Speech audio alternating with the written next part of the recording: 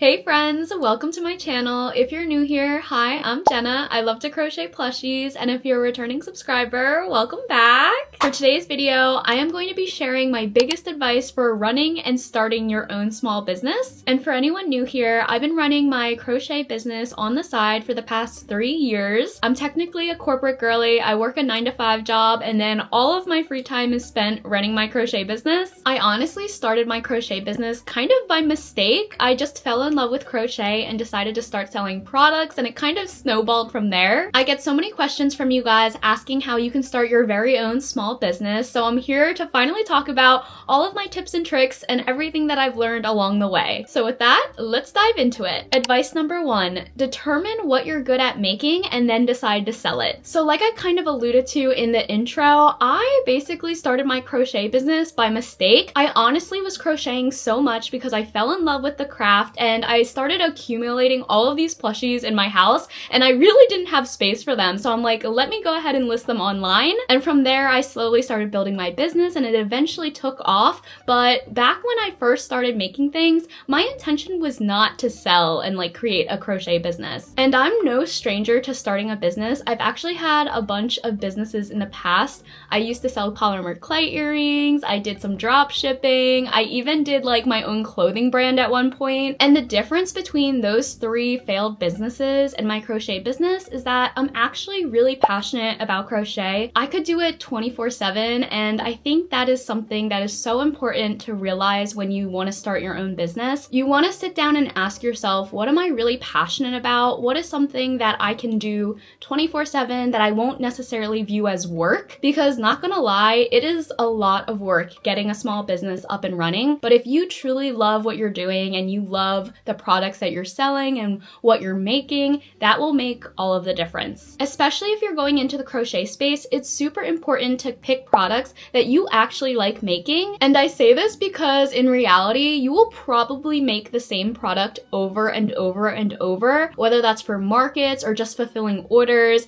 You will be making that product a lot. So hopefully you enjoy making that product, and it will make the whole process actually enjoyable. For example, early on, I knew I loved making turtles and turtle plushies. So I think over the course of having my business, I made well over like 300 turtles. And if I didn't like turtles, that would be incredibly painful. So when you're thinking about what products to list, ask yourself if you're okay remaking those products over and over and over. And kind of along the same lines, a lot of people ask me, how many products should I offer when first starting out? Is offering a lot of products good or bad? Honestly, in my opinion, variety never hurts. By having a bunch of different products on your store, you're ultimately giving your customers more options, and having more options could equate to more sales. Because if you put yourself in your customer's shoes, if I'm going to go shop on a website and they only offer one top, if I don't like that top, I'm probably going to leave that website and not make a purchase. But if I go to that same website and they're offering shirts and shoes and jackets and accessories, I now have so many different options to choose from. And just because I don't like one product, there might be another product that I actually do like, and then I will go ahead and buy from that website. So same kind of logic applies to your small business. If you're able to have multiple different products, I say go for it. And there's one more thing I want to touch on in this section, and I think it's one of the most important things that I have to say. Do not be afraid to put yourself and your work out there. Your art is worthy, you are worthy, you got this. It's so easy to second guess, it's so easy to put yourself down, like, oh, my work's not good enough to sell, no one will want this, it's not perfect enough. No, do not listen to those thoughts. You'll never know what could have been if you never put yourself out there. And I personally try to live by this quote from The Office, which I think was also stolen from another person,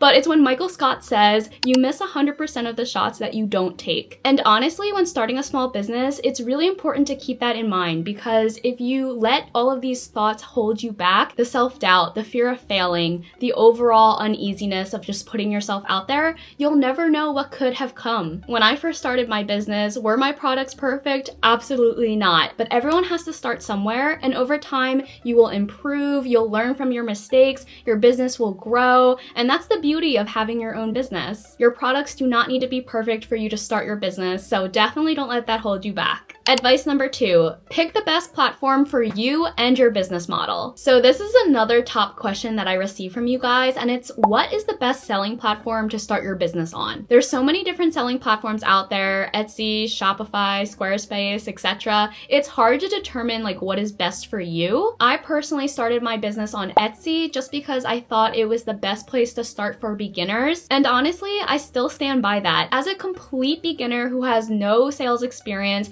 Etsy is a great place for you to start. While there are fees that people typically don't like, they do provide you such a powerful selling platform, organic traffic, and you really don't have to do much to get up and running. Listing a product is super simple, and I believe it only costs 20 cents to list something, so the amount of money that you're investing to start your business is relatively low. And fast forward to present day, I'm still on Etsy, but I also have my own standalone website now, and I feel like everyone eventually gravitates to their own standalone website. This really allows you to build your own brand, and it also allows you to customize the website exactly how you want it. And honestly, looking back, I kind of regret not having my own standalone website sooner. And this actually brings us to today's sponsor, .store. When selling online, your domain name is one of the most important tools in your tool belt because this is how your customers will find you. Think of your domain name like your online address. Your customers will literally have to type it in to find your store. So when you're thinking about what your domain name should be, it can be very overwhelming.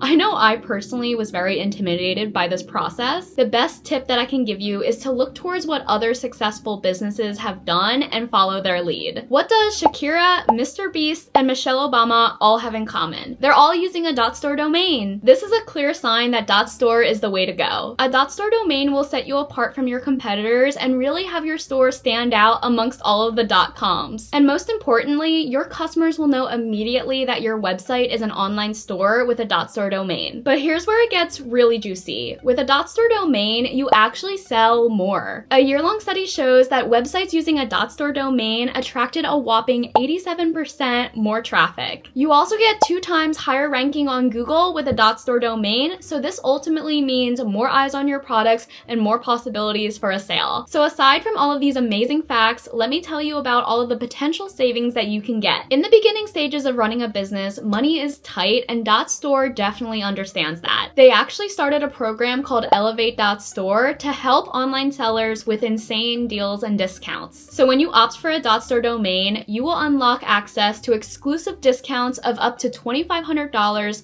on essential e-commerce tools such as Wix, Vistaprint, Mailchimp, and so many more. It literally pays to have a .store domain. And here's the best part. For a limited time only, you can have your very own .store domain for only 99 cents for the first year. Yes, you heard me correct. For less than $1, you can have the snazziest domain name. Just use my code Jenna at checkout and you'll be all set to go. With a .store domain, you can really supercharge your success and set your small business on the path to greatness. Advice number 3, run sales in the beginning and offer incentives. So once you launched your business, first off, congrats. That is a huge first step that you took. So now the most important next step is for you to get your very first order and your very first review. With thousands of other stores already established, you are fighting against the competition to really establish yourself as a good, reputable business with 5-star reviews. Because again, if you think about it like if you were in your customer's shoes, if you come across a new store that didn't have any orders,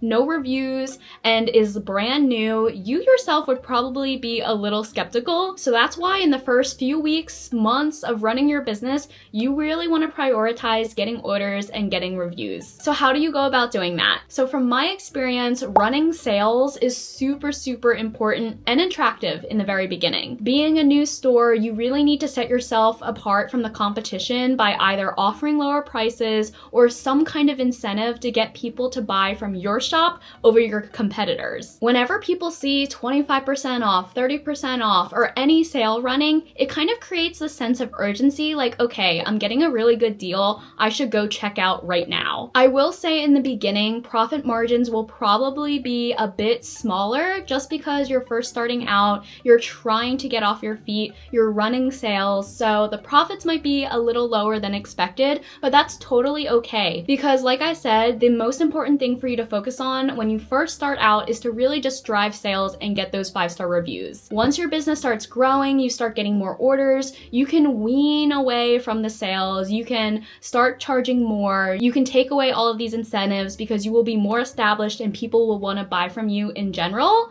But to start out, it's really important to offer incentives. And one last incentive that I want to touch on is free shipping. As a buyer, I always go for the option that has free shipping. If I'm deciding between 2 products, I probably will go with the one that I don't have to pay shipping. So if you want to try to attract customers, try to offer free shipping if possible. It is important not to totally undercut yourself, and you still want to make some profit. So if you absolutely cannot offer free shipping, don't. But if you can, definitely try to, because I think that will make all of the difference. And again, this is not forever. I think when I first started my Etsy, I had free shipping on like all of my plushies for maybe the first 6 months. Then I was like, okay, I'm getting like a good amount of orders. Maybe I can take away free shipping. So I took it away and tested the waters and waited to see what happened. And people actually still ordered from me, even though they had to pay for shipping. So then from that point on, I did not offer free shipping ever again. So just try to keep that in the back of your head. Like, all of these incentives are super short term and your profit margins will increase over time. Advice number 4, invest in marketing and paid ads. This kind of ties into what we were talking about in the previous section, but a great way to get your first sales is actually through paid ads. Especially if you're on Etsy, Etsy ads are such a good tool to use, especially when you're a new seller and your store is not as established. There are thousands of other listings out there, so the way to get your listing to the top of Etsy's search bar is to actually go ahead and pay for some Etsy ads. This ensures that when people search up a product, say a turtle plushie, your listing will be up there right at the top, and that gives you a better chance of having that customer visit your store and making a purchase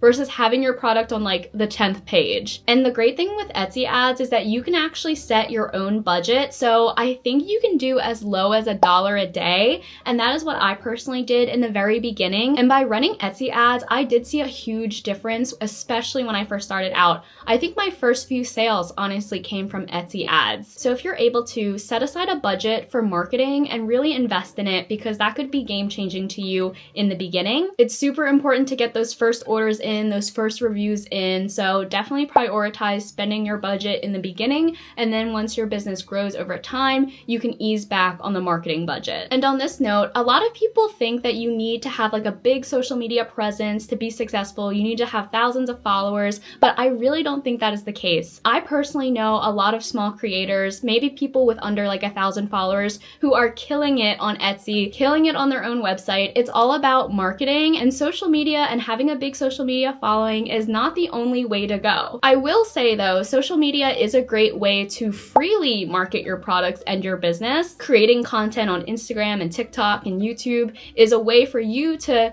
announce to the world that your shop is open, these are the products that you sell, and it doesn't necessarily cost you any money versus like paying for an ad to run on Etsy or on Facebook, etc. So definitely try to take advantage of that. If you want to spread the word about your business and get more eyes on your products, it never hurts to create like an Instagram story or an Instagram reel that highlights and shows off your products. And lastly, you can pay for ads on Instagram and Facebook, etc. I personally haven't gone this route, but I know people who have, and they have had success with it. So I think it's honestly just like a personal preference what way you want to go with marketing. But overall, the idea of investing in marketing is key, especially if you want to try to grow your business in the very beginning stages. Advice number 5, make sure your listing photos are the best that they can be. So once you have your shop up and running, you're running some ads to your store, what is the next thing that you want to keep in mind? Listing photos. I feel like people underestimate how important listing photos are. Listing photos ultimately is what draws your customers in, gets them to click on your product, check it out, and then ultimately make the purchase. I get a lot of people asking me sometimes to like look at their website or look at their shop and tell them some feedback, and 9 out of 10 times, my feedback is improve the listing photo. I personally like taking all of my listing photos outside in natural lighting. You can honestly never go wrong with natural lighting. I also like taking my product photos with grass in the background. I feel like grass is a great like neutral background. It's not like adding to the photo, but it's also not taking away, like distracting anyone from the actual product at hand. When I'm shopping for products, there's 2 things that I look at in a listing photo that will ultimately like turn me away, bad lighting, and there's just too much going on in the background. And honestly, changing up a listing photo every now and then can make such a huge difference to your shop. I think I told this story multiple times, but I will tell it again because it is so powerful. When I first came out with my first crochet pattern, it was for my mini no-sew octopus, and I listed it on my Etsy. The listing photo was not good, bad lighting, the background was too busy, I had like all this crazy font on it. It was just a lot going on. So naturally, people did not want to click on it, and I got like no sales from that pattern. Fast forward almost a year later, I was making a bunch of those octopi for an order,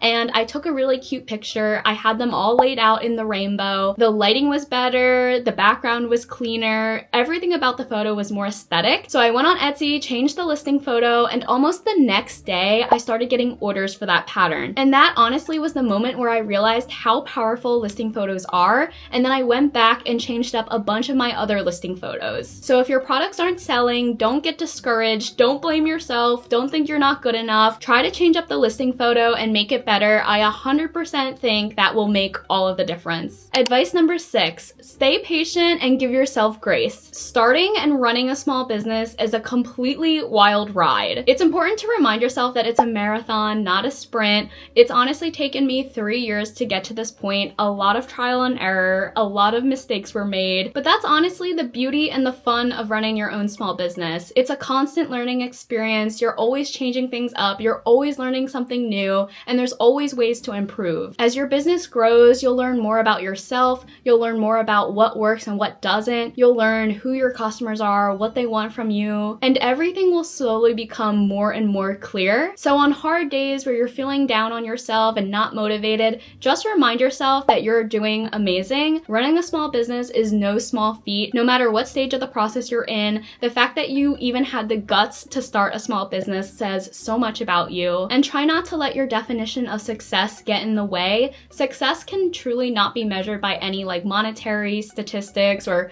a special number or a special milestone. Success honestly varies from person to person. Are you happy with what you're doing? Do you believe in your business? Do you love your products? If so, I'd say that's a success. And at the same time, if you've been running your business for some time now and you're slowly losing motivation because you're not passionate about it anymore, that's equally as important to realize. It's important sometimes to take a step back and say, I kind of don't like this. That's what happened to me in my previous businesses. I was like 3 months into running my clothing business, and I was like, Jenna, like, what are you doing? You don't even like fashion like that. And by having this realization that I needed to stop putting energy towards my clothing business helped open another door for me, which was crochet. So don't be scared to pivot if you want to pursue a different business or go a different direction. It's totally fine. Don't view it as a failure, because it's not. You are just navigating through this craziness that we call running a small business. It is not a linear path by any means. So just try to give yourself grace and follow your gut. But okay, I think that brings us to the end of today's video. I hope you guys thought these tips were helpful.